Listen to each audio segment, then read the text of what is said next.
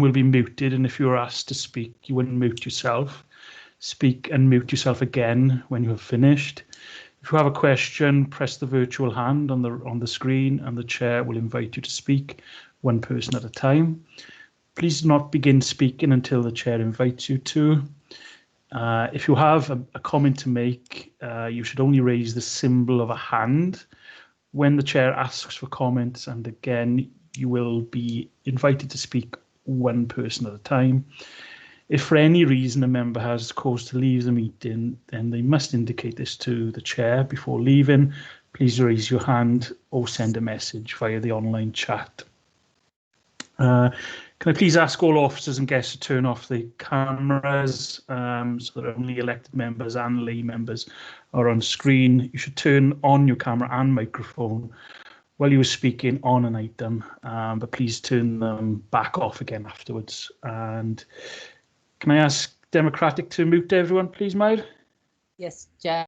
Thank you. Okay, so good afternoon, everyone. It's Tuesday, the 20th of October. Welcome to the Scrutiny Committee for Regeneration Public Protection. First item on the agenda is any apologies for absences. Any apologies for absence? Just Howard Jackson, Chair, Co-opted Member. Okay, thank you, Mair.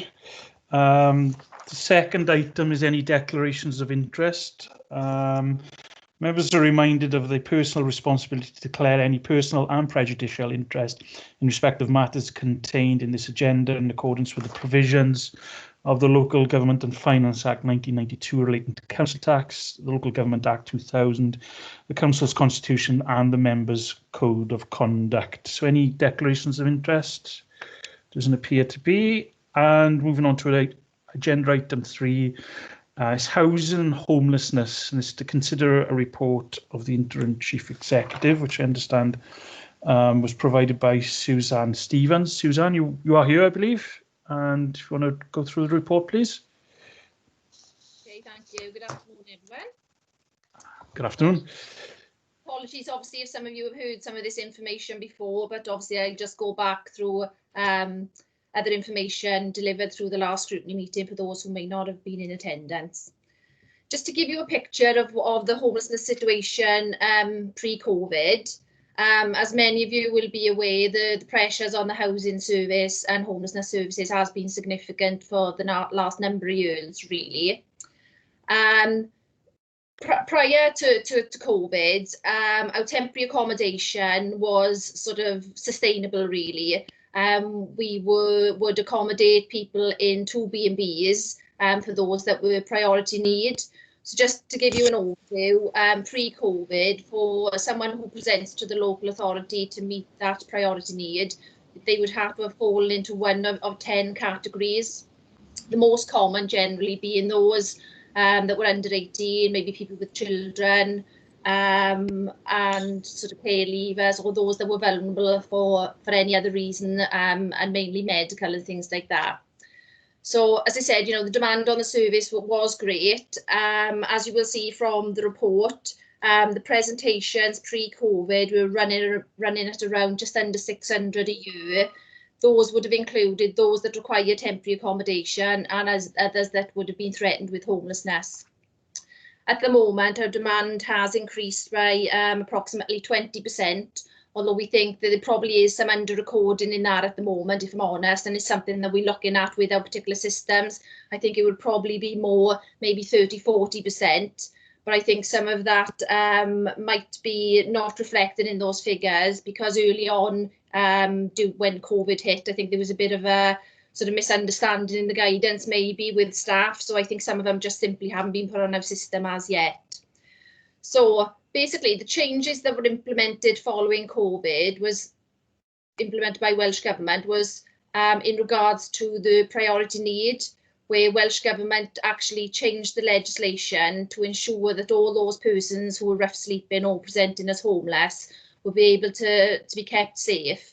And were able to adhere to the Welsh Government health guidelines. So basically they changed legislation so that everyone who presented as homeless, the local authority would have a duty to provide not only temporary accommodation, but secure permanent accommodation going forward. So what that basically meant for the organisation is that we had to secure more temporary accommodation.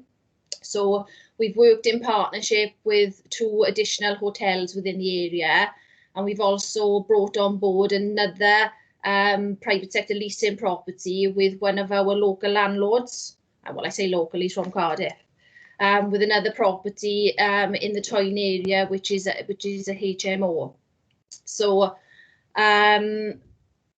as you can see from the report on 5.3, this has significantly increased the number of people that we have in temporary accommodation. So in total, we are running at figures at around about 90, give or take. But basically, what we're seeing is as sort of one person goes into temporary accommodation and we secure move-on accommodation, that through maybe unintended consequences of the changes in the legislation, we're just having more people coming through.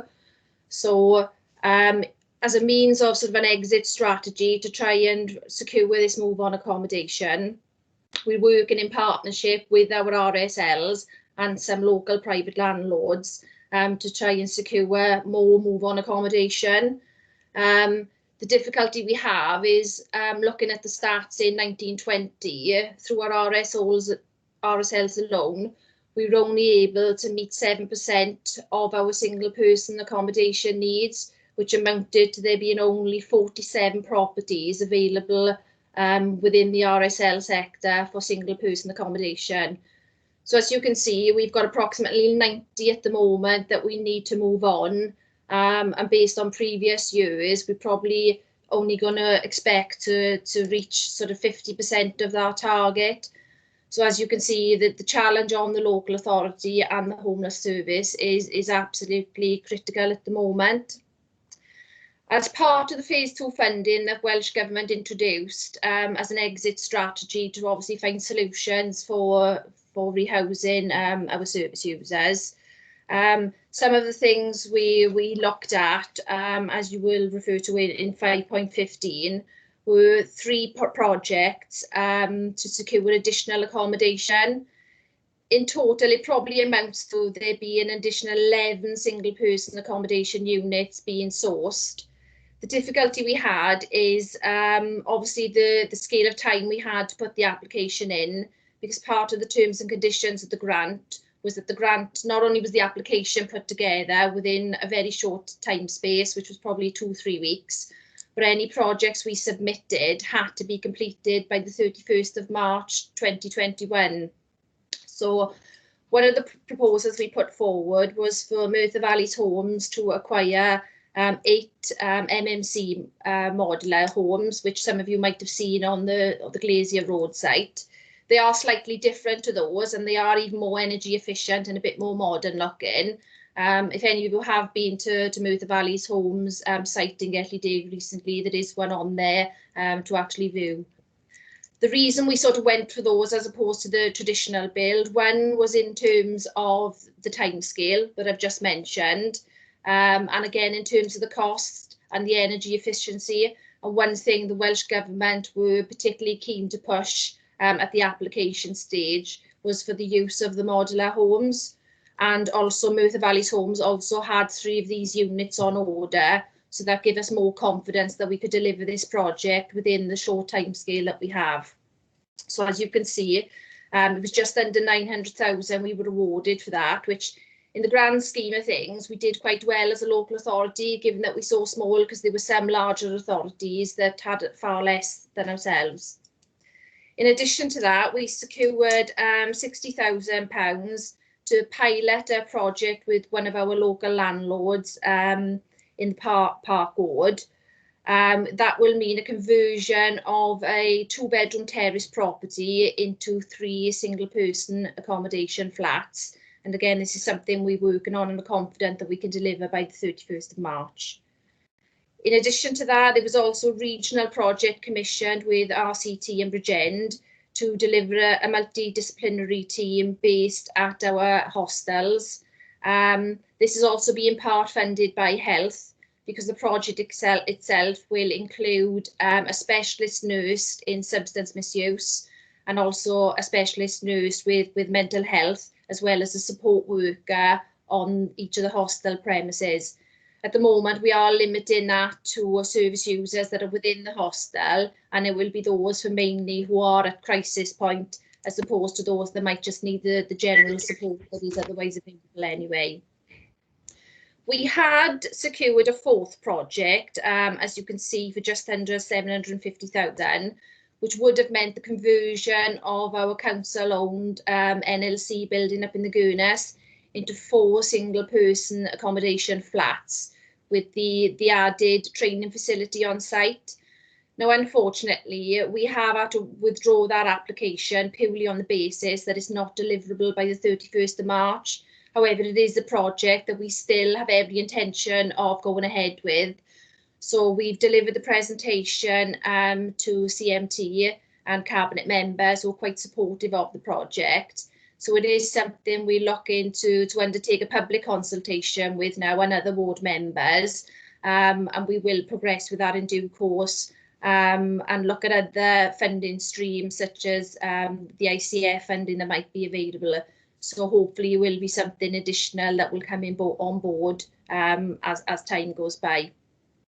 Now, in regard to some of the challenges we face with the temporary accommodation, as many of you will have known, some of it has caused unintended consequences in terms of antisocial behaviour within some of the temporary accommodation provisions within the town centre. I suppose what I'd like to reiterate is that we are working closely with the police on these issues, but the evidence that has come to light is that a lot of it isn't being caused by some of the people in these provisions, particularly the Castle Hotel, which I think there is some public perception and certain things being placed on social media which suggests this, but we are confident that, you know, it's not all about the Castle Hotel. As part of that, we have put support in place in all our temporary accommodation provisions. So the POBL, the Salvation Army and our own assertive outreach worker are visiting the premises on a daily basis.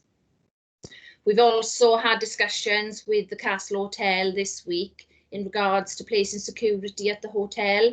It isn't something that the proprietor has been keen on considering up to now.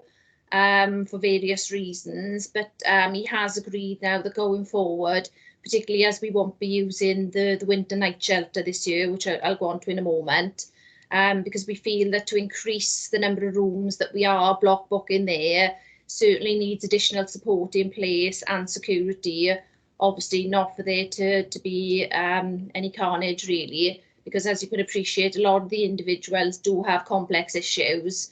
And to put a high proportion of these service users in one provision without that additional support is potentially going to cause us issues.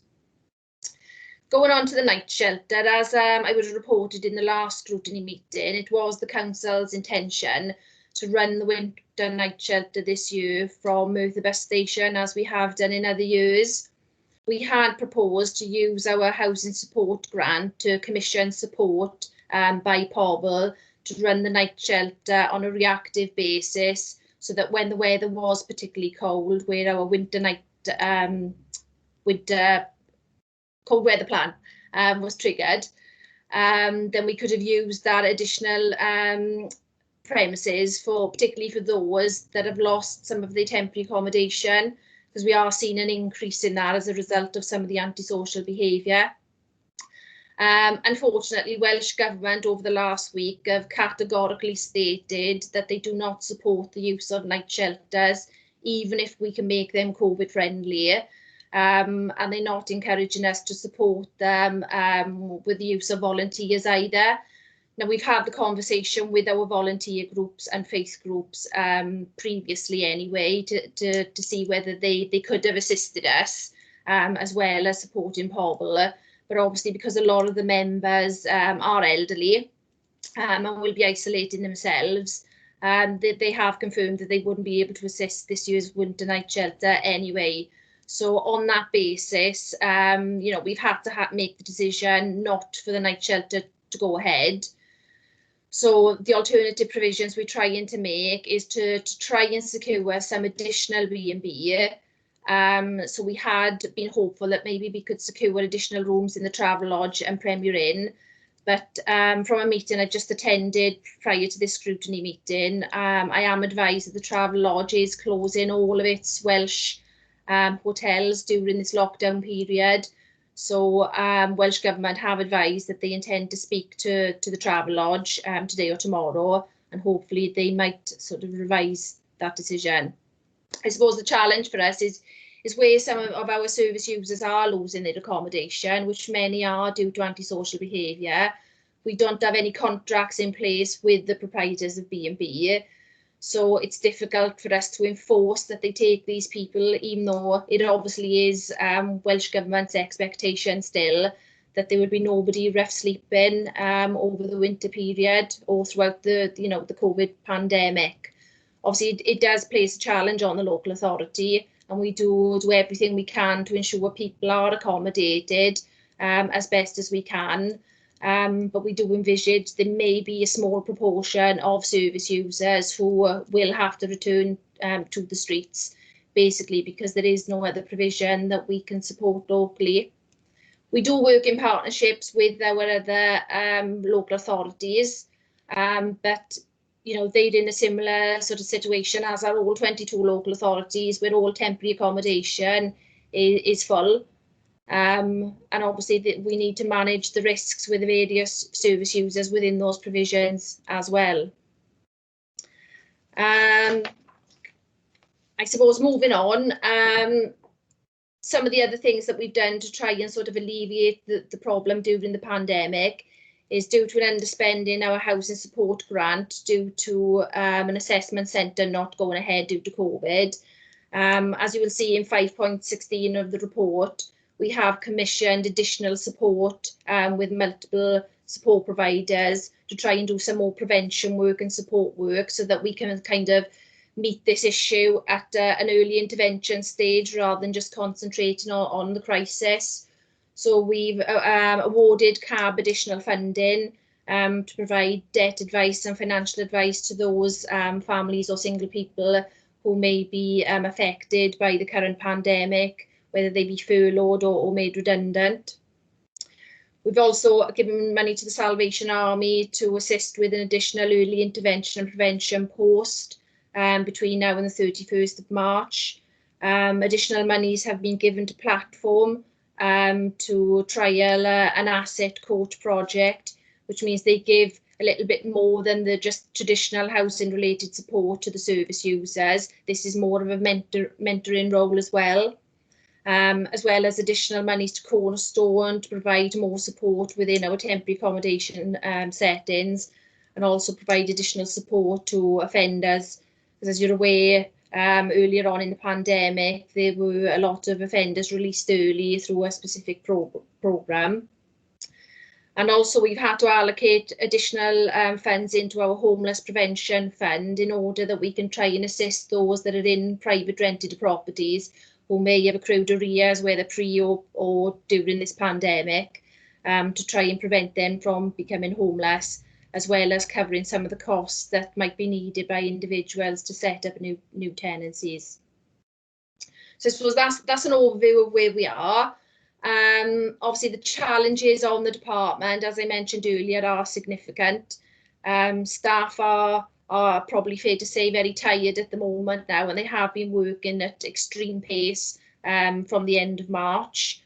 Obviously, we're trying to support staff as much as we can in terms of, ensuring they take regular breaks and use leave where appropriate. It has been more challenging because we have 3 members of staff on maternity leave at the moment. So obviously the staff that we've had in place to cover the operational frontline services, they are probably less experienced than some of our team who have obviously worked in housing, as many of you know, for a number of years. Also, one of those who was covering the maternity leave has unfortunately handed in his notice this week as well. So, but hopefully, the person who was on maternity leave is going to return at the end of November. So there will only be a short time where we are slightly short-staffed. That said, we probably could do with additional resources. So as I said, the casework on staff, whereas pre-COVID, they were probably managing a caseload of maybe 15, 20 cases at one time. that has probably certainly doubled and probably is bordering on 50 at the moment. Given the current trends, obviously, if the increase in homelessness presentations continues as it is, then capacity is going to be a significant issue for the local authority. As I said, I think some of this is coming from unintended consequences as a result of the changes in the legislation. Naturally, people do get to hear about this and maybe see it as an opportunity to gain accommodation maybe more easily and more quickly than would have been the case pre-COVID. This will have a significant effect on the council's budget should Welsh Government withdraw the current phase 1 funding, because at the moment anything that is seen as an additional cost, so basically anyone who would not have been priority need pre-COVID, all costs are being now going through to this phase 1 funding. So we are seeing a slight reduction in the core costs for temporary accommodation, but I'm sure there will come a time when Welsh Government will withdraw this. So the implications on the local authority based on current demand will be quite significant, as I've detailed in 5.4 the report. So whereas our temporary accommodation costs are approximately around 130,000 over a 12-month period, assuming that no housing benefit is claimed, then we are looking at probably just under £1 million in temporary accommodation costs for the local authority. So we do as much as we can to ensure that people do claim housing benefit where they can, but obviously that's not always possible given the complex people we sometimes work with. Obviously their signatures are needed and certain information has to be passed to housing benefit for that claim to be active. But we do, as I say, as much as we can to ensure that the core costs within the council are reimbursed with that benefit where it's applicable. I don't know whether that's covered everything. I suppose just going forward now, we still continue to work in partnership with our RSL partners. We're trying to increase the work that we're doing with private landlords. As I mentioned, we are trialling a pilot scheme with a local landlord in terms of the phase 2 funding. Hopefully, if that is successful, we will attract other local landlords to work with the local authority, because it's certainly something that we need as a resource to try and resolve the current homelessness issue. Okay, thank you for that overview, Suzanne. Very much appreciated. Do any committee members have any questions, please?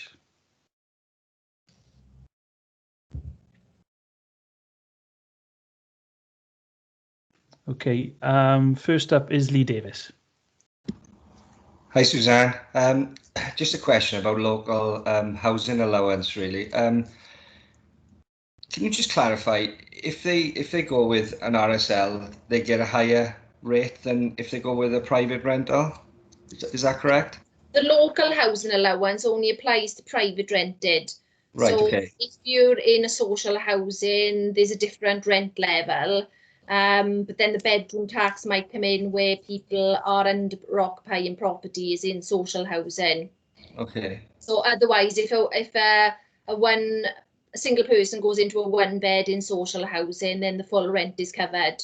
So the local housing allowance only applies to privately rented properties.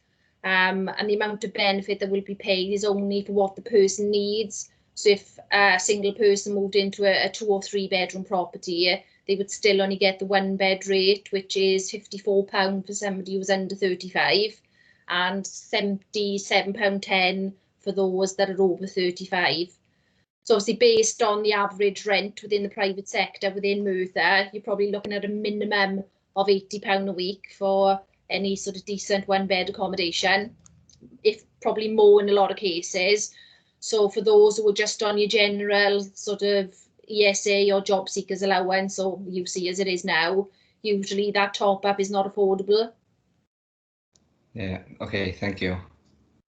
Okay. While we're on the local housing allowance, Suzanne, at the beginning of the COVID crisis, I understand there was a small uplift in the housing allowance. Is that included in the report? Yes, those are the current figures, yeah. And has it made any difference? I guess not, but you know, I appreciate your view. It was £49 pre-COVID for those under 35, and I think it was £73 something for those over 35. There are some exemptions where those under 35 can get the higher rate. Some of those are if you're subject to MAPA as an offender, if you're at a certain level there. For those that have been in a hostel accommodation for 3 months or more, and there is an exemption, excuse me, in regards to care leavers, I believe, if they're over 25. Don't quote me on the last one, mine has been quite some time since I've referred to that, so, but I believe it's still the case. Okay, no problem. Thanks, Suzanne. Malcolm, you have a question? Yes, thank you, Chair. Hi, Suzanne. Can you just confirm how many people we're housing at the moment, and are there any others that are refusing to engage with the scheme, and what plans have we got to help them further over the winter? The move on to date, we've probably moved on about 23 people in total. That's a mixture between RSL accommodation and private. There is a small proportion that have been offered both temporary accommodation and secure accommodation that have actually refused that offer. I suppose the difficulty for us is, whereas under normal circumstances we would end our homeless duty if we feel it's a suitable offer and it would be case closed. Now, because of the direction we are being given by Welsh Government, in that regardless of anything, you know, we have to still keep these people in temporary accommodation. Obviously, it's quite a challenge for the local authority. And also in terms of the changes in the priority need, the other guidance that has been issued is that we don't regard intentionality or local connection anymore.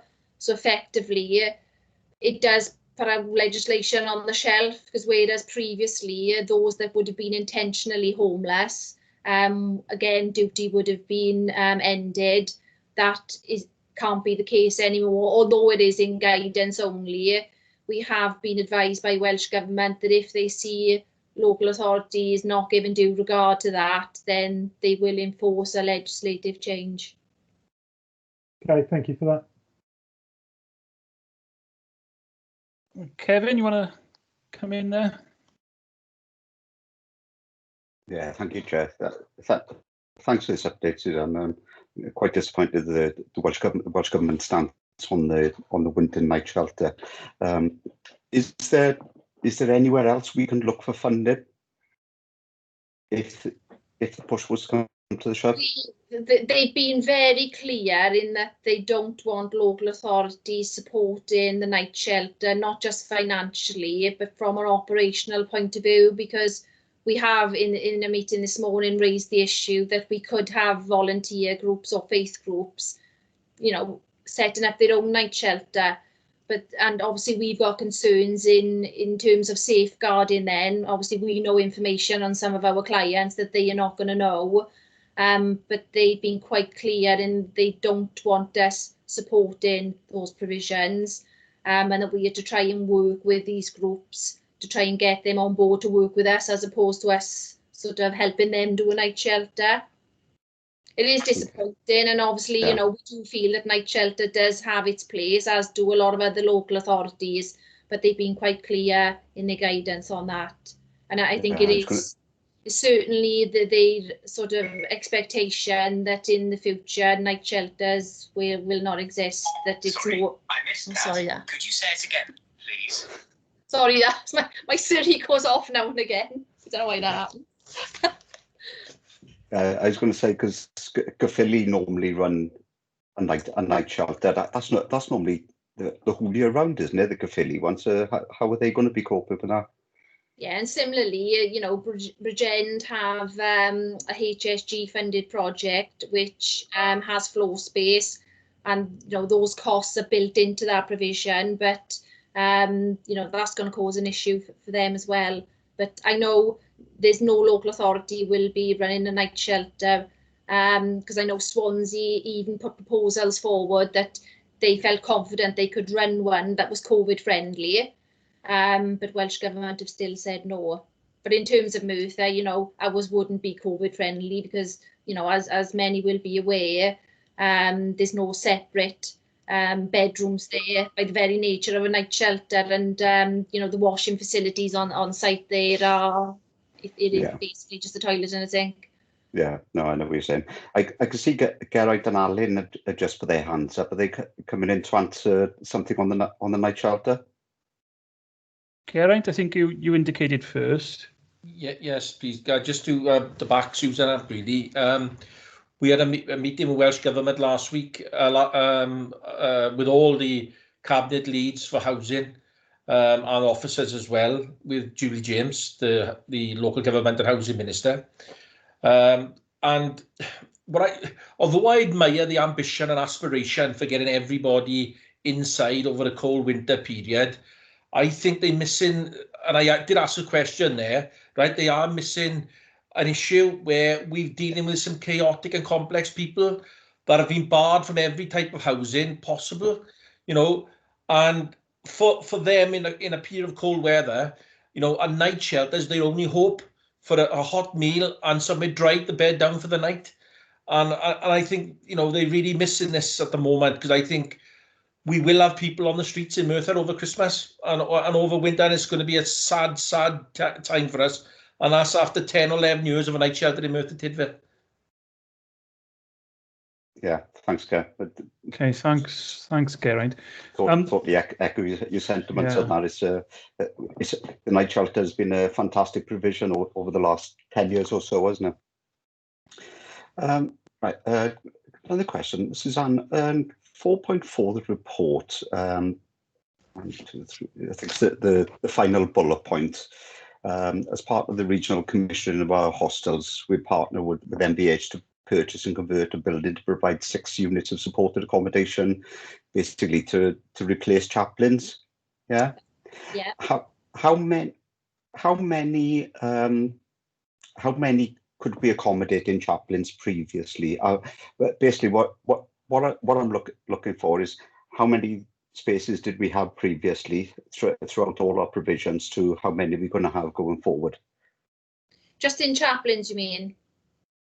Right, I use chaplains as an example. Okay.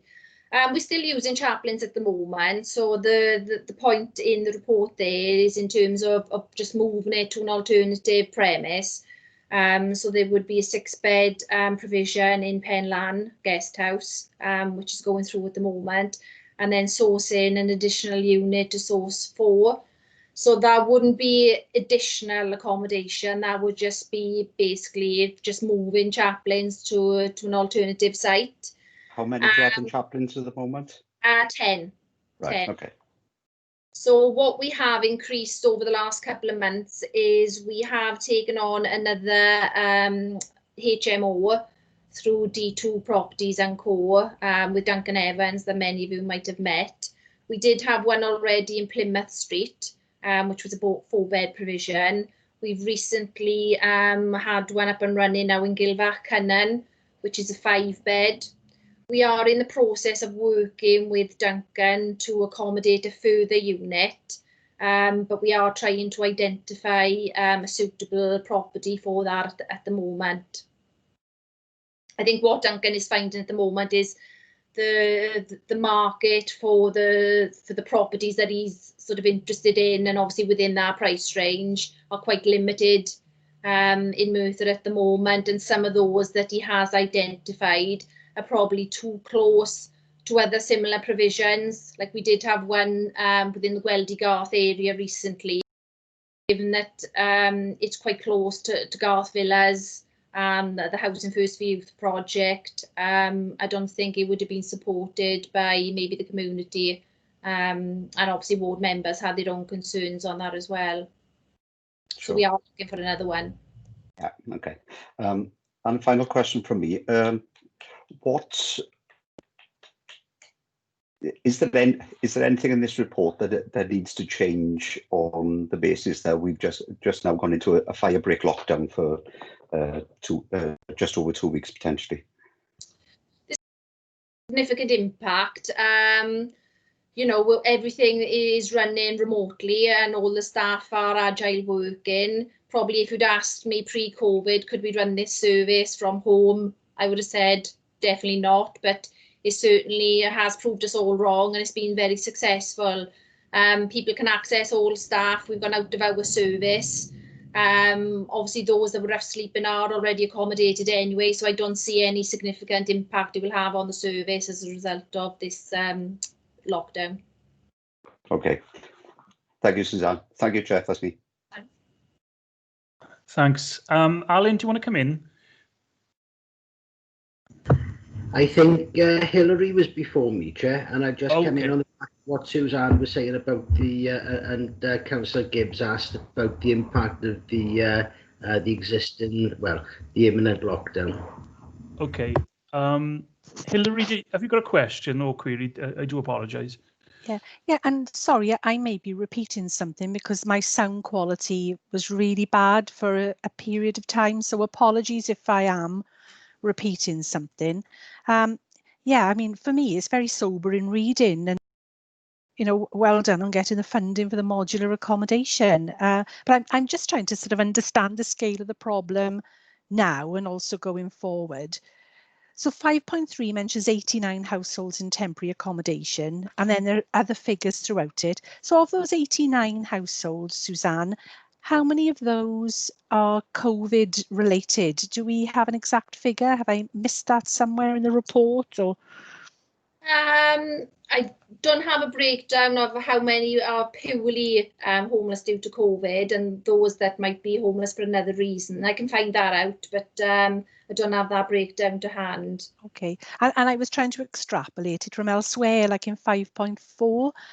And the reason for asking about that is obviously as we go through this, there may be more people losing the means to pay, losing their jobs, and the problem could just get larger. Which is that, you know, is sobering already, but that's, you know, it could be an increasing picture really. And from 5.4, sorry, my maths, my original working was about 4/5 of that are COVID related. It might be a little bit higher actually. It's probably nearer 9, nearly 9 out of 10. And again, that's really so. I mean, in terms of, you've already touched it. It's the impact on the individuals themselves, the impact on your staff. You know, it is, repeating myself, it is really sobering. And I know we're dealing with this crisis currently, but, you know, going forwards, if this problem gets larger, there are going to be more and more people to find accommodation for. And just bringing in another aspect, another report that comes to this committee, eventually when the economy starts back up, tourism starts back up, we need accommodation for, you know, to house tourists coming to the area, to help the economy build back up. So the hotel is going to be needed for other, you know, it's a complex picture. It really is. Sorry, that's probably more a couple of questions peppered in there, probably more a statement than anything else, but you know, the size of the problem is I can see very. Yeah, I think I'll stop at this point then. Sorry. And just to clarify as well, those figures at 5.3 are just those that are being accommodated in temporary accommodation. We will have other homeless duties for people who are maybe staying temporarily with friends or family. So that figure is technically probably higher, but obviously priority is going to be given to those that are in temporary accommodation for, you know, for obvious reasons. Yeah. Okay. Thank you. Thanks both. Alan, do you want to come in? Yeah, can I on that last point first from Hillary, can you clarify COVID related there, Suzanne? It's not because these individuals are COVID positive, it's the fact the COVID legislation? Yes. The difficulty we've got in differentiating, God, I can't say it, differentiating now, is that pre-COVID, we would obviously ask those questions as part of the assessment as to where the people were priority need. Now, because everyone is, don't necessarily have to make those investigations. So it is quite difficult really to give that split. Yeah, and yeah, I think that's important because obviously we're in a period of crisis at the moment, and obviously we're going to go into lockdown. As Councillor Gibbs asked the question about how we're going to be affected. I don't think from the current arrangements we've got in place, as Suzanne explained, that there's going to be any not additional pressures, but our response as far as housing and homelessness perspective is concerned. There's other service areas which obviously will be impacted. Chris Long can explain about the way that we had to mobilise our business support and our revenues capacity to give out £20 million worth of business and NNDR grants as a result of the first wave. Obviously, from an enforcement perspective, from trading standards and environmental health, there's going to be quite a substantial pressure going forward in the system. But as far as this particular item is concerned, Chair, I think that we really do have it covered. Okay, thank you, Alan. And Geraint wants to come in with a comment. Yeah, I guess just to support the officers, you know, that I don't think housing has ever been in a position like this before. Like Suzanne said, the workload that they're working under at the moment is astronomical, and they really are at the cold face of this COVID epidemic. And Hilary, you are correct that, you know, it could get worse before it gets better. And I think we've got to support our officers in housing as much as possible. You know, try and take some of the burden off them by dealing with some of our residents as well. So, you know, I just want to give you know, just pay so much respect to our officers in housing at the moment, because they're doing a fantastic job. Thank you. Okay, thanks, Geraint. Can we just return to the theme of the winter night shelter? 5.10 on page 9 states the local authority are in negotiation with Castle Hotel and Pobble to discuss the option of block booking additional rooms. From what I understand, that these negotiations are pending. So, just can you perhaps give us an overview of that, please, Suzanne? Yeah, we have agreed to block book additional rooms if needed. What we were in discussion with is whether the proprietor would agree to have the security in the hotel. As I mentioned earlier, I think to increase them any more without that being in place, you know, would cause all kinds of issues, really. But he has agreed now that we can place security there, and we will increase the amount of housing-related support that is available.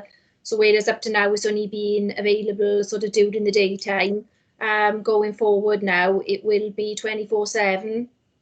Okay, and would that service then mirror what those would have had in the winter night shelter? Yeah, I suppose the only difference being is maybe the food and the meals issue. Certainly in terms of support, if anything, they will probably have more. But obviously I'm aware in the night shelter they were provided with hot meals. Although I have contacted the Welsh Government today to see the position in terms of funding during the lockdown period, and whether we would be able to provide meals for those in B&B where they're not provided within that provision at the moment. Just to see whether, you know, the existing funding would cover that. So I'm waiting a response on that. Okay. Alan, do you want to come in? Thank you, Chair. Yeah, it's a good example, actually. The complexity of this situation is just brought to the forefront. The fact that with all the complexities of the client groups that we're dealing with, we just haven't got the accommodation which is specialist enough to deal with the range of issues that we're facing. It's not just about giving someone a room or giving someone access to a night shelter. It's the whole wraparound provision. And although it's probably better than it's ever been, the physical quantity of accommodation with the right support just doesn't exist. And I think going forward in social partnership with Welsh Government and our partners is something that needs to be a priority. Okay.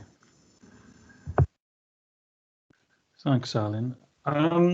Any further questions or queries there, please? Okay.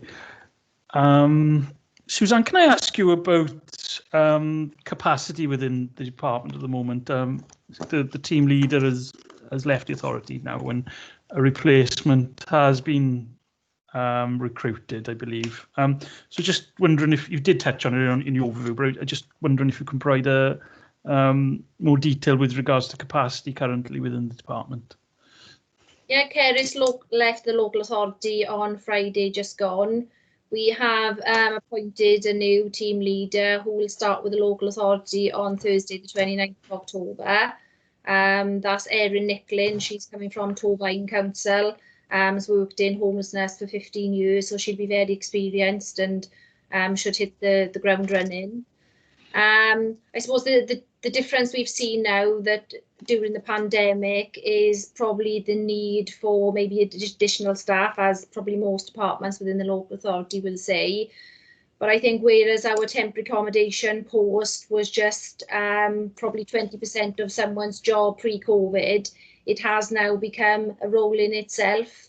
So you know, there are capacity issues at the moment, given the huge demand that we are seeing on the service. And excuse me, as I mentioned earlier, some of the staff that we've got at the moment, because they're covering maternity posts, aren't as experienced as some of those that have been within housing for a number of years. So obviously need that bit of mentoring and more support than the other members of staff. Mm-hmm. Okay, thanks, Suzanne. And Alan, please. And then we'll go to Chris. If I can give a big thank you to Suzanne, actually, because as members are probably aware, Suzanne is acting up at the moment as the housing manager for another Suzanne, very confusing, Suzanne Lewis Abbott, and in all fairness, she's done an amazing job and unprecedented sort of pressure. So I just like to make sure that that's on the record to say a big thank you. Thank you, Alan. Yeah, thank you, Alan. And Chris, I think you want to come in. Yeah, thank you. I think Alan beat me to it then, 'cause I think we were both thinking the same way. You know, under unprecedented circumstances, you know, Suzanne summed it up earlier, really, when if we'd have thought we could run, you know, a very effective housing service from home, if we were asked that question pre-pandemic, we'd have probably thought that's going to be difficult, but we were pushed into that, and the rest of the world was. And I think Suzanne, the team have responded very, very effectively, right? Being flexible in their approach. I think the new agile working policy will help now, right? The other point is as well, we're hoping 2 of our staff that are on maternity leave will start to have keep in touch days over the next couple of months. So, you know, the team will be boosted. But again, you know, it's without saying, repeating Alan, I think Suzanne's really stepped up to the mark really in providing support to myself and Alan, but also to the staff that have been working remotely for 7 months, so under difficult situations. So I didn't want to repeat what Alan was saying. I hope I've conjured up a set of words there, Suze, so we're a little bit different to Alan's. Thanks. I was told when I took over, I just have to keep things ticking along, that it would be all smooth and easy. Certainly have turned out that way. Little did any of us know, Suzanne. I've got one further question, please, Suzanne, if you don't mind. With regards to the new legislation or the new guidance rather from Welsh Government, where there's a priority need must be created for homelessness people. Has that created a resentment amongst people that have been on the housing short waiting list rather long term? And if there has, how has that been managed? To be honest, we've not seen any evidence of that. I think people probably just assume that there are fewer properties being advertised, particularly the one beds, as a result of COVID and delays in maybe the void process. But we've certainly not had any complaints or, you know, people ringing up to to have a moan basically about things like that. We haven't seen it in fairness. That's good to hear, because it is quite competitive at times, as no doubt you know, with regards to housing. So it's good that there hasn't been that resentment, so to speak. Lee, do you want to come in? Yeah, I've had quite a few people moan to me. They've been on the housing register for some time, obviously, because there's little 1 and 2 bedroom properties available, and then they've been on there, and then they're quite high up the list or whatever, and then somebody gazumps them right at the end, and then they are seeing it, or somebody who's caused antisocial behaviour or has drug problems are jumping ahead of them and getting a property. And then I can see the numbers the last few years of people are becoming homelessness at risk, and they are feeling they have to make themselves homeless to actually get a property, and you know that's what I'm getting quite a lot over the last year, really. So just making an observation, really, and going on what you just said. Okay, thanks, Lee. We haven't diverted from the allocations policy in that we're not, I suppose to use the word, cherry picking the houses for those that are homeless. It's still being done in a transparent way. We just merely haven't advertised them, not to raise people's expectations, really. But when we are aware that there is a vacancy, the shortlisting is done in accordance with the policy. It's just that those allocations will naturally go to those that are in a higher banding as a result of being homeless than those that may be in the lower bandings, because they do actually have accommodation, albeit it might be unsuitable for whatever reason. Yeah, I'm not for 1 minute saying it's not transparent and it's not done in the right way. I'm just saying what they are feeling. You know, there is little or no 1 or 2 bedroom properties available. If there's one person and they say, "Oh, can you help me get a property?" and I'm like, you know, it's going to be a long wait, really, if you want to go with, say, Merthyr Valley's Homes as it is in Agurnis. And then, you know, if they've already got a property or they live in a mum and dad's property, it's a long-term goal for them. It's not like something that's going to happen soon, really. So I think what we need to do is to sort of manage people's expectations, and there has always been that desire for social housing as opposed to private renting for obvious reasons. But I think it's just managing those expectations, and, you know, not everyone, there's just not enough social housing to go around. Hence, we've put additional funding into the PRS access element of the housing support grant, so that we can support people into private rented properties, whether it be paying bonds, rent in advance, or, you know, top ups for a short period of time. So we do have a significant amount of funding left for the remainder of the year. So that's what we are trying to push at the moment as a realistic alternative. I'm always pretty straight with them. I don't give them expectations. I'll tell them as it is, really. And, you know, they might not like it at times, but yeah, that's the way it is. So. Okay, thanks. Morgan, do you want to come in with a question? Yeah, my hand wasn't working. So Oh dear. the homeless shelter now, if it's not going to be a winter shelter, how are they going to distribute, like, warm clothing or blankets or stuff? And who's be doing that if the volunteers ain't? That's what my question was, really. The volunteer groups are still operating and they are still doing some outreach work. So I assume those type of things will be distributed as part of that service, albeit we are trying to encourage them to work more with us, and rather doing sort of open up the cars on the streets, which is sometimes causing some of the ASB issues because they're all coming together at one time in one place. by helping people by going to the temporary accommodation with those types of things, whether it be food or clothing or whatever. Just to add to that as well, our assertive outreach worker Hayley, who in fairness is a diamond and has a great relationship with both the service users and the volunteers.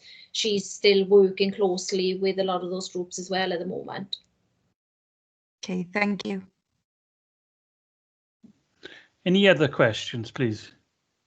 Kev? Yeah, thanks, Chair. Just come back. I mean, this is probably one for Alan rather than Suzanne. You can have a break on this one, Suzanne. You've done so well so far. Alan, I got a rough recollection. I saw something that the Police and Crime Commissioner has managed to obtain some funding regarding the ASB that's going on in the town centre at the moment. When all that starts up, is there any way we'd be able to, I don't know, not name and shame the individuals who are causing the ASB, but is there any way we'd be able to get a message out to say, look, it's not the rough sleepers who was, it's not our homeless people who were staying in the likes of the Castle Hotels. I know Suzanne mentioned it earlier, and I've noticed it myself. A lot of the ASBs in the town are people coming into town, not from the actual individuals staying in there. So is there anything that can be done on that sort of scale, Alan?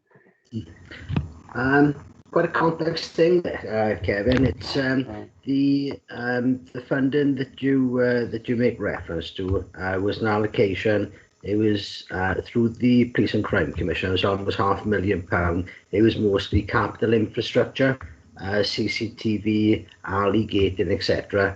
And it's money that obviously the police applied for. Merthyr was one of the few authorities who had an allocation in Wales. So that's slightly different. That was capital finance.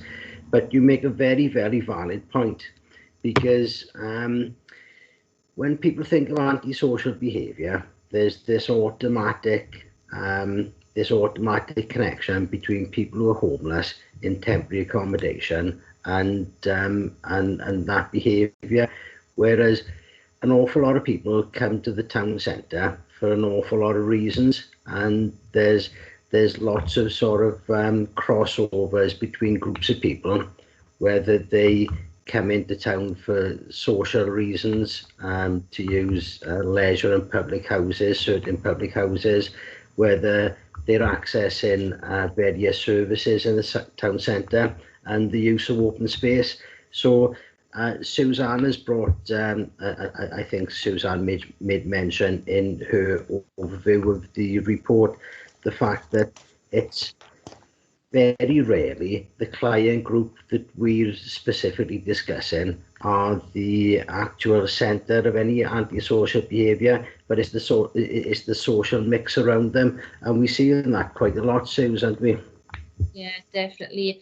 You know, obviously we've worked with a lot of service users over many years that we know are causing some of the ASB, and we know they've got tenancies. So I know the public perception is, as I said earlier, that it's those in the temporary accommodation. But from the information we've shared with police and other partners, a lot of it is not, and for whatever reason, because like Alan mentioned, there's a lot of services within that town centre that people access. For whatever reason, they just congregate in that area, but you know, it's certainly not down to the whole of the homelessness population that we're dealing with. No, Yeah, I totally agree with it. So there's this sort of social commingling of different groups, Kev, as you rightly identify, and I suppose that's where we need to get perhaps more intelligent as services to actually identify who we're speaking about, who we're dealing with, and what interventions we're putting in place. So I think we discussed this, Chair, in the last meeting. A lot of these issues, they all sort of merge into very complex sort of areas. So if you're looking at them holistically, you need to perhaps look at the town centre as an example and try and analyse what's going on with different people, different groups, different environments, different landscapes, so that we can try and unpick it in a way that we can put it back together. Yeah, there's no way we can get, I don't know, comms out or anything like that. Just to try and change the public perception of the homelessness and the temporary accommodated, because they're the ones that are suffering through all this at the moment, aren't they? I suppose the more that we understand this from an evidential base, then the more that we can be specific about our comms, especially coming into the winter months, especially coming into Christmas. Then I think that's a really good suggestion, and that's perhaps something which the Scrutiny Committee can guide us on as well. Okay, thank you, Alan. Thank you, Chair. Yeah, thanks, Al. I think you raise a fair point, Alan, and perhaps it's something that we'll pick up later on in the meeting and the sort of when we have a discussion regarding the work programme. That we have a look at this holistic perspective that you mentioned, and go from there then. Geraint, do you want to come in?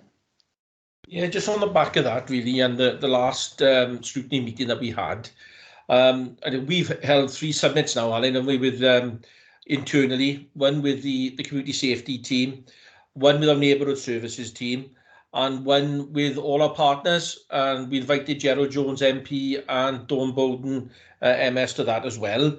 Perhaps when we get this report from the summit meetings we've held and the actions from it, perhaps we can bring that to scrutiny. Yeah, that's a good idea. Thanks for that, Geraint. When would that be available, do you think? When do you think, Al? I'd probably say within the next 3 weeks. We got our 4th summit to Thursday. I think it's Thursday afternoon. Looking at various, we split it into 2. Chair. We've had internal meetings with all services, and we've had external meetings with partners and some of our services to actually understand the issues that everyone are either seeing, experiencing, or working with in the town centre.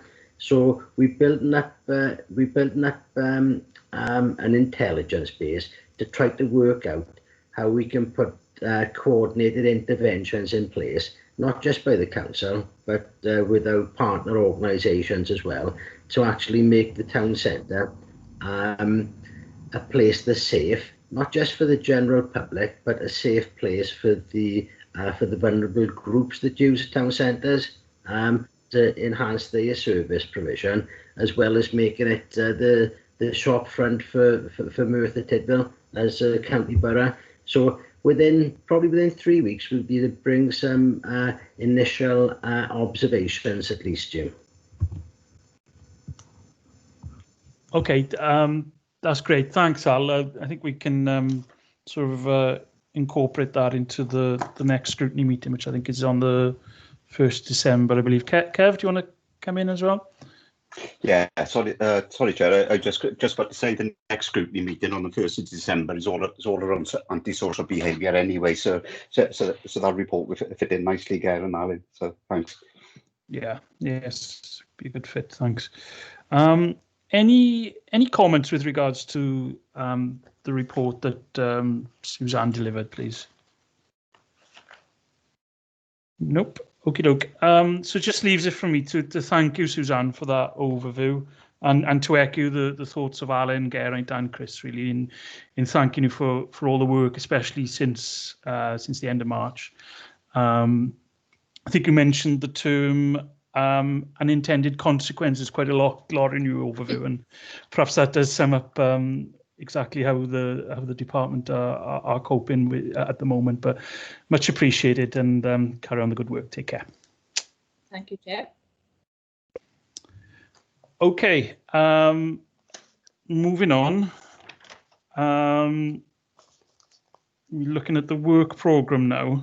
Agenda item 13, page 13 to 24 the agenda.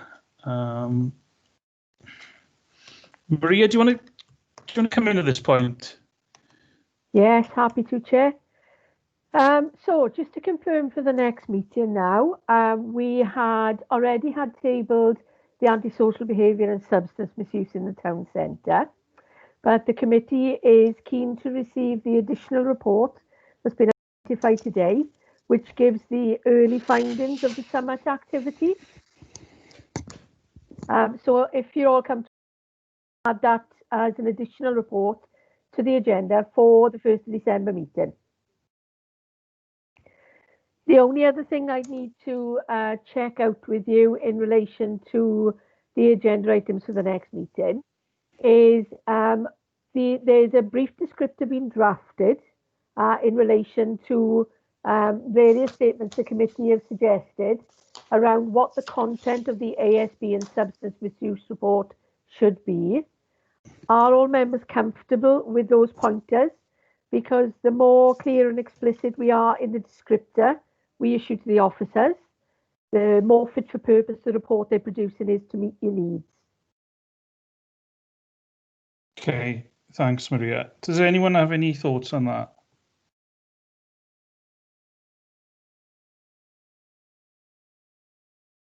No? It's fine. Yeah. Alan, sorry. Just came off screen then. Is there anything you'd like to ask me or any further participation in this? Otherwise, I'll join another meeting as well. Not from myself. Anything from the committee? Kev? Thanks, Chair. Didn't we say we were going to ask for? Yeah, I know yes. Yes, I'll leave that with you then, Chair. Yeah, what we discussed in the pre-meeting was an overview on how the changes that were announced yesterday are impacting on the directorate, Al, and I appreciate it's too early, probably too early, but I just give your brief thoughts on it, really. What the impending changes within the lockdown, is it? Yes, yeah. Sorry, the fire break. Okay. The main services is going to be through economic development. Obviously, we'll have to reorganise our service provision. We'll have to link in with Rebs and Bens to make sure that the money that the Welsh Government is going to flow through the system, we actually identify, we support, and we get it out the door as quickly as possible. So that's going to be probably our immediate pressure point next week. So we'll do some internal sort of reorientation of staff before Friday, because we understand that nothing will happen as in the guidance and the way that the claim system will happen until next Monday. I think I mentioned earlier, enforcement from a public from a public protection perspective, from environmental health and trading standards, that's under pressure. We're not sure how much pressure that additional pressure will happen over the next 2 weeks with actual enforcement, because we need to be totally certain with South Wales Police about how we coordinate our various actions based on responsibility between ourselves, the FSA, and the police. So that's going to be a pressure area. The fact that Welsh Government aren't going back into the support for shielding makes it a lot easier for us, because we diverted quite a substantial amount of staff resources in March to actually deliver that programme, albeit we are anticipating, and we're having discussions with our partners, especially in Voluntary Action Merthyr, and Councillor Chris Davis is heavily involved as well as portfolio member for social services, in making sure that we've got a voluntary sector coordinated response in place for those people who either are vulnerable, who are going to feel a lot more vulnerable over the next 2 weeks.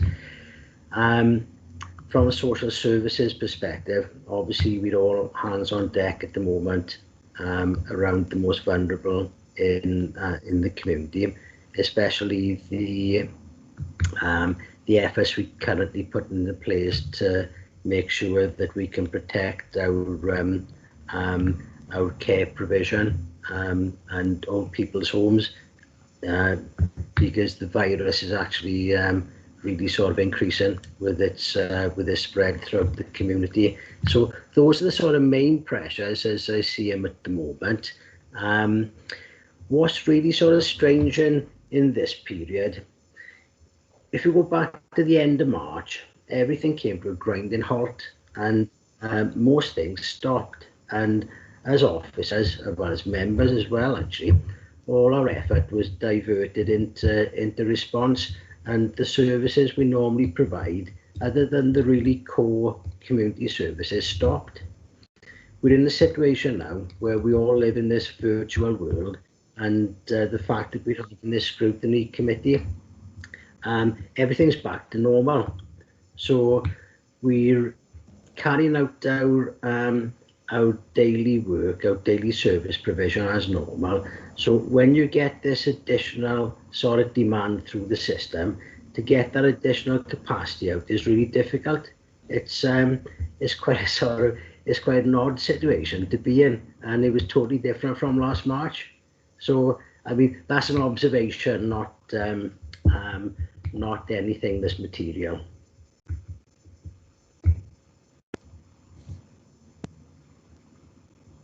Don't move that. Sorry, quickly, any questions for Alan? No, okay. Al, I think you can leave now. Thanks for that overview, much appreciated.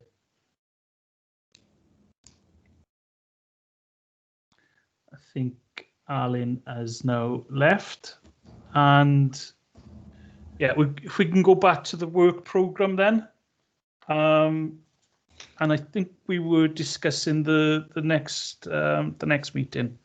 Is that right, Maria? Yes, that's right. Okay. So we were just looking at this antisocial behaviour and substance misuse.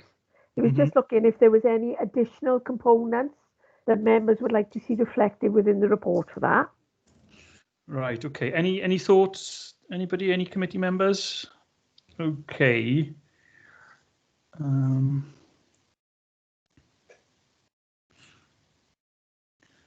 I mean, that summit report would be helpful. So it sounds like that's going to come back in time for the meeting, Maria. Yeah. And it would be good to explore the relationship between homelessness and antisocial behaviour, because from what I'm hearing, from what the committee's hearing, is there's a lot of misinformation, shall we say, regarding the connection. And I think it would be good to explore that further, and for us to have a rounded view, really, of the reasons for antisocial behaviour, and how it's connected with other issues. Okay. Okay. There's a couple of queries that I'd like to bring back for the next meeting, Maria. Yes. With regards to what we discussed today.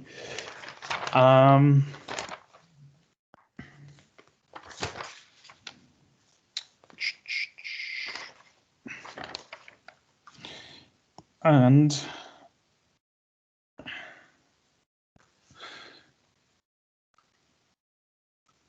I may have lost my notes with regards to it. I do apologise.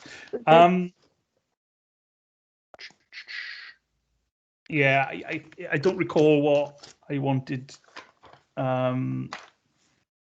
feedback on. I do apologise, but if I remember, I'll let you know, Maria. That's fine, no problem, Chair. Anything else that anybody would like to highlight? Nope. Okie dokie. And then what's next on the agenda is a reflection and evaluation of the meeting. There's no update from myself. It's just like to hear your thoughts with regards to that meeting, how it progressed. Would you like to reflect on it, Hilary? Yeah, I suppose it's more a point of how I use the chat facility, and apologies if I missed this at the start, Chair, when you went through the protocol. So is the chat facility just for saying things like you've got to go, or like I had audio problems, or are we permitted to make comments relevant to what's been said? Yeah, I absolutely welcome making comments relevant to what's been said, Hilary. I think they are key to an effective discussion, really. And there was also an instance today where Morgan couldn't raise your hand. Morgan, could you? And she rightly used the chat for me to introduce her. So I think the use of the chat is really effective. So I do welcome it and encourage it, Hilary. Thank you. Yeah. Could I ask a subsidiary then? Mm-hmm. The meeting is recorded. Does that mean the chat is also public? I don't think so. Maybe Maria can. My understanding is, although I don't take the technical end of this, my understanding is, in the same way that meetings were recorded previously, they were recorded for training purposes. Okay. So at the moment, my understanding is they're not being broadcast more widely. But I'm sure if I'm wrong, someone from Democratic will pop up and let me know. Oh, we have the signal from Democratic. So please come in, Democratic.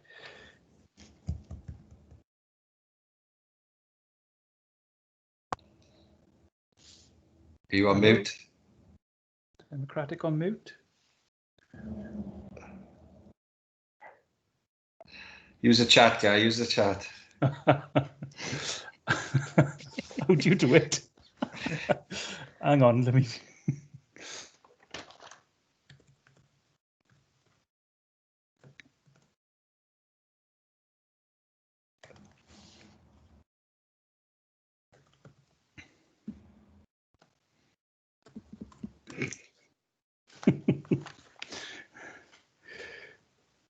Right. The hand is still waving, but there's maybe nobody in. Okay. This chat from him, guy. Oh, right. You type in, are they, Kev? Have a look. Sorry, I'm not. Oh, yeah, there is. Yeah. Sorry, I am not on mute, but I'll add a comment. The chat will now not appear in the recording. There you go. There you are. That answers your question, Hilary. It does. Thank you. No probs. Okay. Any other thoughts, anybody? Okay. Just thought Suzanne gave a really good presentation. Was very thorough going through the whole report. You know, some just say, here's the report, have a read, and any questions. Like, I thought she was really good. Yeah. I agree. Yeah. Oh, Suzanne is still here. And there's a thank you from Suzanne. Like I did say, they're bad then. Yeah. It's really thorough. Okay. I think she's got answer. Suzanne, do you want to speak? I was just going to say, do you want me to leave? No, you're right. You're more than welcome to stay, but you can leave as well, Suzanne. But thank you very much for a thorough, comprehensive overview. And I do have one or two queries and perhaps some follow-ups, but for the life of me, I can't remember what they are at the moment. But so it couldn't be anything significant. But thank you very much. Take care. Okay, thanks everyone. Bye. Bye. Okay, brilliant. And then on to any other business. There is some other business, and that's to remind members that the self-evaluation questionnaire will be coming out to all of you over the next couple of weeks. Maria and her colleagues will be available to offer any support in relation to that. Sorry, Hilary, you had your hand up there. Yeah, sorry, it was just a thought really relating to part of the conversation earlier, and I know Geraint joined in as well with regards to Welsh Government. I also work for the public sector, and I'm sure it's the same with the councils, where you have chief exec forum and maybe housing department forum, etc. And this is probably a bad example because I'm sure infection control will be the overriding answer. But in terms of the night shelter and not getting anywhere with the Welsh Government on this, does Merthyr then link with other local authority areas to sort of see if there's any chance of influencing policymakers? As I say, this is probably a really bad example, but it's the pertinent example because infection control is going to be the overriding issue. But for other issues where you feel you're not getting anywhere with the Welsh Government, is that sort of all Wales approach used on times just to get a sort of local authority view to try and influence? Is that how it works? I don't think there's any officers left that can answer that. But from my thoughts are the WLGA to bring that cluster approach, shall we say, or regional approach, and national approach even. So I would have thought there would be communications and discussions via the WLGA to have a broader perspective of things. Yeah, should have asked it a bit earlier maybe, but that does make sense. Yeah. Yeah, you know, and from what Geraint and Suzanne was saying, that there was quite a lot of input from the other local authorities in the recent meeting they had, which I think they did suggest that their views were very similar to that of this local authority. Okay. Yeah, just to go back to any other business, the self-evaluation questionnaires will be coming out shortly, Maria. Is that right? They will, Chair. We're looking to get them out by the tail end of next week. Okay. It's a quite a brief questionnaire. There's 3 main questions, which you've got to scale your response. If there's an area on them for free space, so if there are any particular elements in response to the questions that you'd like to give a bit more detail on, there is a space on the form to do that. The closing date for receipt of those questions back to us will be the 30th of November. That will allow us to analyse it, come up with common themes, and then we can bring those common findings back to you. Okay, that's lovely. Thanks for that, Maria. Okay, I think that concludes the meeting. So I'd just like to thank everyone for attending. Your input today has been very much appreciated, so I'm very grateful for that. I'll see you all now on the Tuesday, the 1st December. That's our next meeting, the last one of the year. So between now and then, please take care, everyone, and I wish you all the best. All the best. Bye.